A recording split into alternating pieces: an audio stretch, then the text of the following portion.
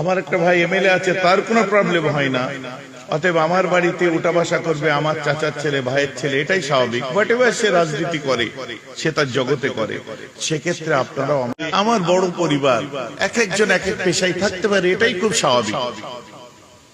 কথা বুঝতে পেরেছেন?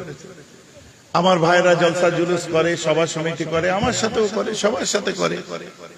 কথা বুঝতে পারছেন? আমি তাদেরকে খুব ভালোবাসি। সে ভালোবাসাটা রাজনৈতিক কারণ ভাববেন না, সামাজিক কারণ ভাববেন না, স্বার্থের ব্যাপার ভাববেন না, দুনিয়াদারি ভাববেন না। আমার ভাই আমার মঞ্চে আমার মজলিসে যদি থাকে, সেখানে কোনো সমস্যা নেই। আপনাদের লক্ষ্য রাখতে হবে।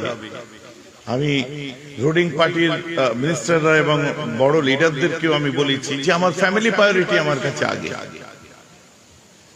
আপনাদের যারা আমার কাছে উঠা বসা করেন, আমি যাদের সঙ্গে কথাবার্তা বলি, সেখানেও যখন